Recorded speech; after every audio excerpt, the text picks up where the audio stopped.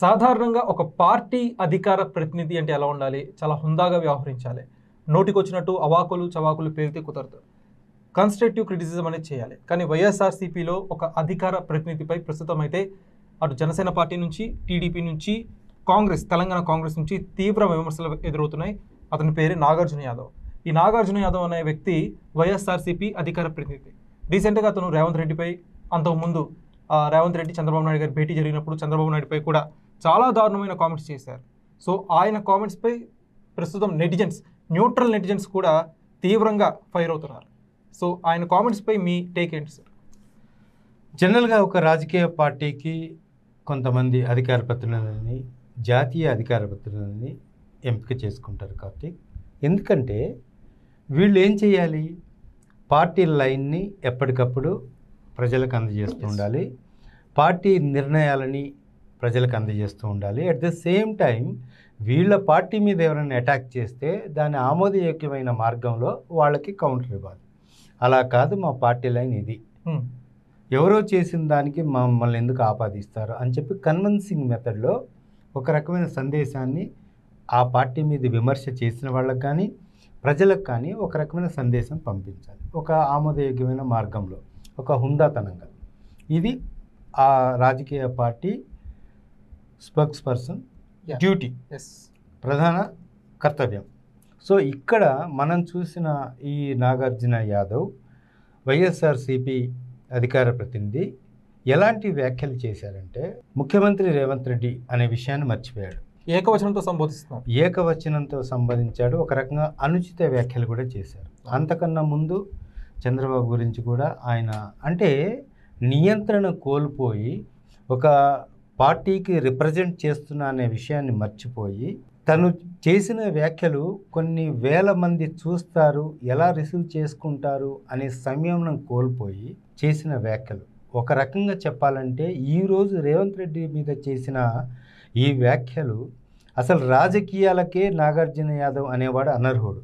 ముమ్మాటికి ఒక రకంగా అక్కడ ఉన్న యాంకర్ కూడా ఒక డైలమాలో పడ్డాడు. ఎవరి గురించి మీరు మాట్లాడుతున్నారు, ఏం మాట్లాడుతున్నారు అని ఆయన సొంత తేల్చుకోలేని పరిస్థితిలో ఒక క్వశ్చన్ సంధించి జరిగింది. ఆయన క్వశ్చన్ సంధించి ఎవరిని ఉద్దేశించి మాట్లాడుతున్నారని చెప్పే లోపే ఆయన విషయాన్ని మొత్తం కక్కేశారు. స్విగ్గీతో పోల్చారు, డెలివరీ బాయ్తో పోల్చారు, ఒక ముఖ్యమంత్రి అని కూడా చూడకుండా అసలు ఆయన హుందాతనం, ఆయన స్థాయి ఏంటో ఆయన మాటలని వ్యక్తం చేస్తున్నాడు ఈ నాగార్జున యాదవ్. అంతకుముందు చంద్రబాబు నాయుడు ఆల్రెడీ ఒకసారి అలిపిరి దగ్గర బతికిపోయాడు, ఇంకొకసారి ఆ ఛాన్స్ ఉండదు అని చెప్పి ఇండైరెక్ట్గా ఆయన చావునే కోరుకున్న వ్యక్తిలా నాకు అనిపించాడు. అట్ ద సేమ్ టైం ఇతనేమి పెద్ద విద్యావంతుడు కాదు అనడానికి లేదు, విద్య బాగానే ఉంది.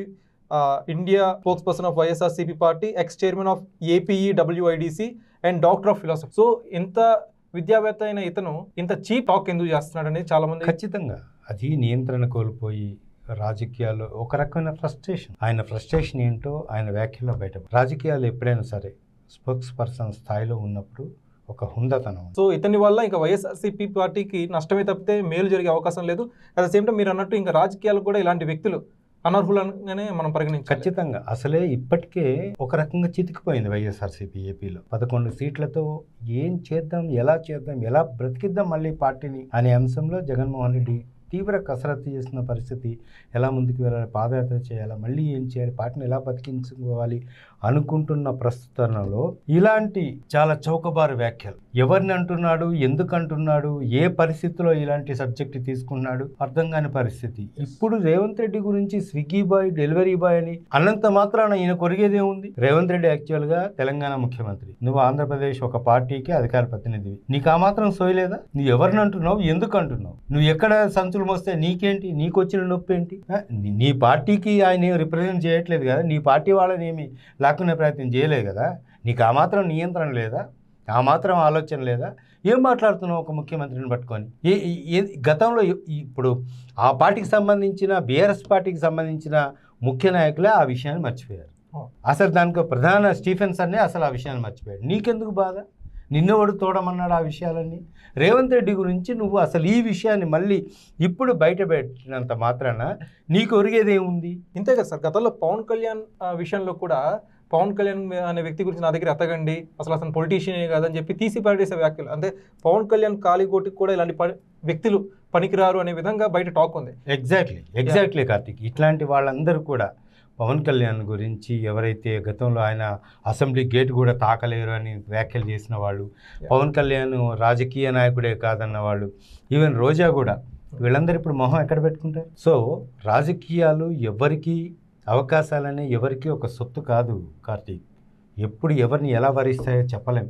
ఈరోజు రాజకీయాల్లో ఉంటే రేపు ఏమైనా అవ్వచ్చు. ఏది శాశ్వతం కాదు. రాజకీయాల్లో ఏ పదవి శాశ్వతం కాదు, ఎన్ని రోజులు ఉంటుందో కూడా తెలియదు. అంత మాత్రాన నువ్వు ఉన్న 4 రోజులు ప్రజామోదం యోగ్యం పొందేందుకు ప్రయత్నించాలి కానీ నువ్వు నీ ఇష్టం వచ్చినట్టు నియంత్రణ కోల్పోయి నీ ఎదురుగా కెమెరా ఉంది, నీ షర్టుకు కాలర్ మైక్ ఉంది, నేను ఏదైనా మాట్లాడుతా టెలికాస్ట్ అవుతుందంటే ప్రజాక్షేత్రంలో శిక్ష ఖచ్చితంగా పడుతుంది. ఇక నీకున్న నువ్వు ఒక ప్రజాప్రతినిధివి, నువ్వు ఒక స్పోక్స్ పర్సన్వి అనే విషయాన్ని కూడా ప్రజలు మర్చిపోయి నువ్వు కనపడ్డ చోట నీకు బుద్ధి చెప్పడం ఖాయం అనే సందర్భం కూడా నాగార్జున యాదవ్ తెలుసుకుంటే మంచిది. దీని గురించి ఒక ట్వీట్ కూడా పెట్టారు. సాక్షాత్తు ముఖ్యమంత్రి స్థాయి వ్యక్తిని ఇలా మాట్లాడుతున్నావు అంటే నీ ఎదుగుదలను నువ్వే ఆపేసుకున్నట్టు సోదరా. నీకు సత్తా ఉంటే సబ్జెక్ట్తో అటాక్ చేయి, ప్రజల్లో గౌరవాన్ని సంపాదించు, ప్రజల తరపున బలంగా మాట్లాడు. అంతేకాని నువ్వేదో 100 ఏళ్ల రాజకీయం అనుభవం ఉన్న నాయకుళ్ళ మాదిరి అందరినీ చులకనగా మాట్లాడితే నువ్వే చులకనైపోతావు ఖచ్చితంగా చెప్పి ఒక నెటిజన్ చెప్పారు. చాలా బాగా చెప్పారు, చాలా అద్భుతంగా చెప్పారు. ఈ మాటల సారాంశం, ఈ కామెంట్ సారాంశం కనుక నాగార్జున యాదవ్కి అర్థమై ఉంటే కనుక ఖచ్చితంగా రాజకీయాల నుంచి క్విట్ అవ్వాల్సిన పరిస్థితి నెలకొంది. Thank you sir. So viewers చూసారు కదా, నాగార్జున యాదవ్ అనే వ్యక్తిపై ప్రెసెంట్ అయితే సోషల్ మీడియాలో ప్రతి ఒక్క నెటిజన్ కూడా తీవ్రంగా ఫైర్ అవుతున్నారు. ఇలాంటి వ్యక్తుల వల్ల అసలే ఆ డోలమైన స్థితిలో ఉన్న, భయంకర స్థితిలో ఉన్న వైసీపీ పార్టీ ఇంకా చిక్కుల్లో పడే అవకాశం ఉంది. సో ఇలాంటి వ్యక్తులను దూరం పెట్టి వైసీపీ డ్యామేజ్ కంట్రోల్ చేస్తే బాగుంటుందని చెప్పి చాలామంది వైసీపీ శ్రేయోభిలాషులు కూడా సోషల్ మీడియాలో పంచుకుంటున్న పరిస్థితి కనిపిస్తుంది. మీరేమనుకుంటున్నారు? నాగార్జున యాదవ్ వైసీపీ అధికార ప్రతినిధిగా పనికి వస్తాడా, లేకపోతే దూరం పెట్టాలా? కామెంట్ సెక్షన్లో పంచుకోండి.